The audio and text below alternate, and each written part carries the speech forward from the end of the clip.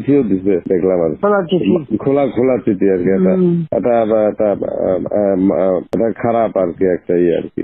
না, খুব উপদেশটা বানাও দিন আমি এক নজর পরে ফেলাই দিচ্ছি।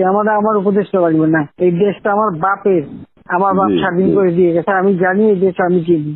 আমি বাংলাদেশের বসে বসে কথা বলার তো শুট করে আবার আমার উপদেশটা বানাতে গেছে ওর একটা। ও বলছে গ্রামীণ ফোনের সব ইনকাম গ্রামীণ ব্যাংকে যাবে, যে টাকা গ্রামীণ ব্যাংক গরিব মানুষের সাহায্য করবে। আর এই কথা করে আমার কাছে ওই গ্রামীণ ফোনের ব্যবসা দিয়ে ইউজ একটা টাকা পর্যন্ত গ্রামীণ ব্যাংকে দেয় নাই। আমি 400 কোটি টাকা গ্রামীণ ব্যাংকে দিচ্ছি, 400 কোটি টাকা। ওটা তার অন্যান্য প্রতিষ্ঠানে লাগাচ্ছি আর কি। না, তখন গ্রামীণ ব্যাংক ফাইলে বক্সে ঢুকাই দিই। গ্রামীণ ব্যাংক তখন ওই শেষ হয়ে চলে যাচ্ছিল, ওর বদলতে গ্রামীণ ব্যাংক মাঠে বসে গেছিল।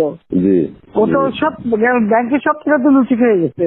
তখন আমি প্রথমে 100 কোটি, তারপর 200 কোটি, তারপর আবার 100 কোটি, এটা 98 সালে দিচ্ছি, চালু রাখছি।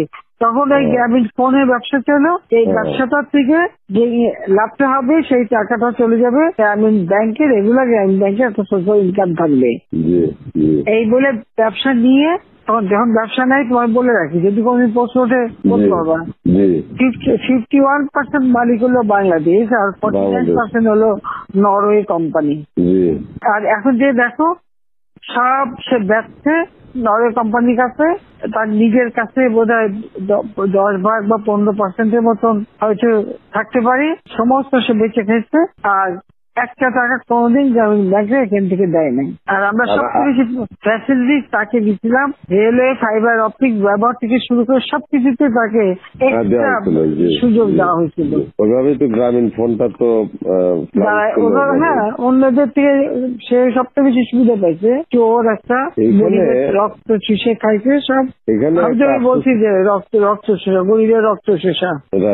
যে 30% তার হিসাব করলে 30% সুদ হতো। সে যা গ্রামীণ মানুষকে যে লোন দিত, তাতে তার যে কম্পাউন্ড ইন্টারেস্ট যদি আপনি ক্যালকুলেশন করেন, 40-47% হয়ে যেত। দেখে এমন হয়, তাহলে আর লোকের আর কি থাকবে, ও তো গরিব আরো বেশি করে হয়ে যাবে। হিলারি ক্লিন্টনে, তোমরা তো ইতিহাস যাও না, হিলারি ক্লিন্টনে নিয়ে গেছিল যশোরে, তার হাত দিয়ে গ্রামীণ ব্যাংকে ঋণ দেওয়ালো। এরপর সেই লোকগুলি সাধারণ গরিব লোক, হরিজন গ্রুপ, তারা ওই এলাকায় আর থাকতেই পারে নাই, কারণ ওই ইন্টারেস্ট দিতে তারা ফকির হয়ে নিজের যে বাড়িঘর ভিটা মাটি তাও কেড়ে নিয়ে গেছে। তারপরে তারা ওই এলাকা থেকে হারায় গেছে।